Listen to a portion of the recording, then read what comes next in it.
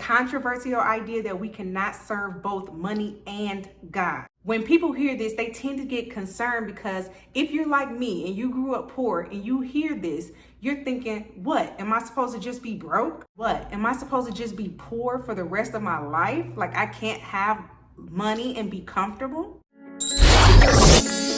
Hello, beautiful souls, and welcome to The Woman, where we believe that the wisdom found in the Bible is a guiding light on our journey to becoming godly women. So whether you're a seasoned believer who just started to explore your faith, this channel is a safe place for all women seeking to grow in their relationship with God and also embrace their divine femininity. You can't become the woman without the creator, okay? So if you're ready to embark on this transformative journey, hit that subscribe button and don't forget to ring the notification bell so that you never miss an episode, okay? Together we'll transform into women who radiate God's love, grace, and strength. Hold your head up high and know I am not just a woman, I am the woman.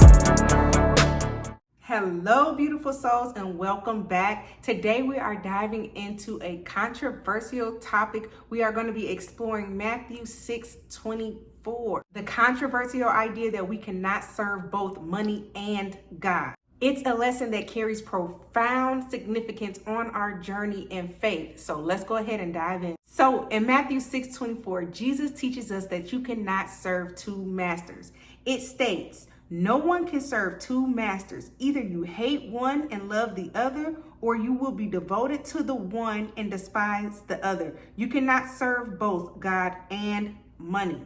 So this verse reveals the truth that the pursuit of God's kingdom and the pursuit of material wealth can directly be in conflict with one another. When people hear this, they tend to get concerned because if you're like me and you grew up poor and you hear this, you're thinking, what? Am I supposed to just be broke? What? Am I supposed to just be poor for the rest of my life? Like I can't have money and be comfortable?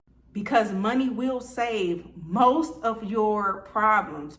You need money for literally everything, to eat, to sleep peacefully, for education, to buy things, to have different experiences, literally everything. Nothing is free. It really comes from a lack of understanding. It's not that money is inherently evil, it's that our attachment and devotion to it can lead us to go astray. It's not that we can't have any money and that we have to be broke and living out on the streets. It's not that we don't own anything, it's that nothing owns us. Who and what you are serving right now will be revealed by your actions. Who and what you are serving right now will be revealed by your actions. So how do we recognize when we're serving money over God? There are some key indicators that you want to look out for. Are we constantly preoccupied with accumulating wealth in detriment to our spiritual growth and our relationships? When you are owned by money, you will do anything to get it. It's the attachment to it that determines the value that you place on it.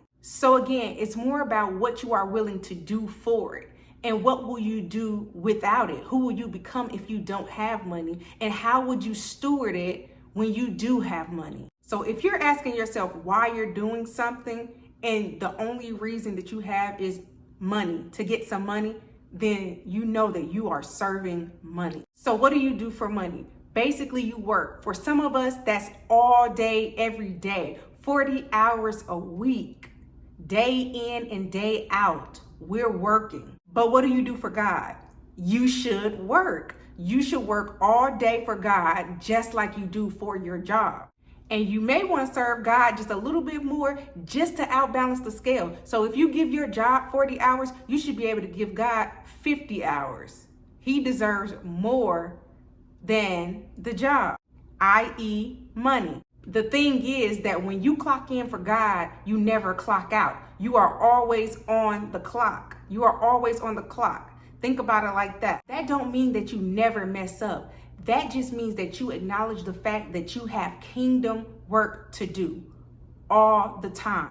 Everything you do it with God in mind and not money. Constantly at the front of your mind should be, I got work to do. I got work to do. So all day when you're working on the job, you're thinking, I got work to do. Not how much money I'm about to get paid, but I got work to do. I got kingdom work to do all day while you're working. Now, this is not to say that you just sit around praying all day long, This just means that you think about God all day long. You take God with you all day long. That means you consistently speak the word. You bring light to other people. You bring attention to scripture. You bring light to other people. You could be doing a good deed, a good gesture.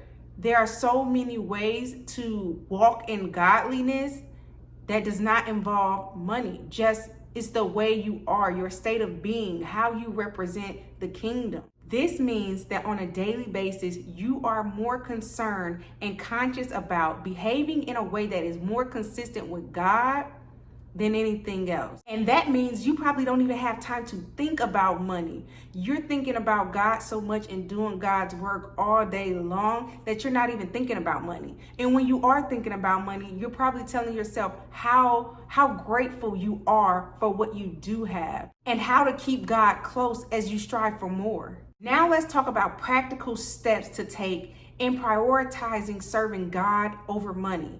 It starts with a shift in perspective and a deep commitment to aligning your actions with God's will. Getting money is a result of our actions, but it should be governed by godly principles. Number 1, seek God's kingdom first. Matthew 6:33 teaches us to seek God's wisdom first above everything else. This means making him the focal point of our lives and trusting that everything else will be added unto us. God is a God of abundance. When you follow him, you will get everything that you desire. And when you don't follow him, God is a God of abundance. And when you follow him, you will lack nothing, not even money. Number 2, practice generosity. Generosity is a powerful antidote to the lure of materialism. When we give freely, we basically ultimately acknowledge the fact that everything is a gift from God anyway. And there is plenty where that came from. Remember, God is a God of abundance. So there is no lack. Whatever you give will be given back to you tenfold. Number 3, stewardship.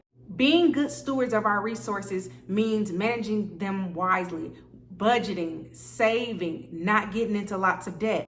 Basically, can God trust you with money? Will the money be used to glorify God or yourself? Will you be a living example of how being godly can increase your finances and you don't have to go out there and do anything wicked to get lots of money? Number 4, cultivate contentment.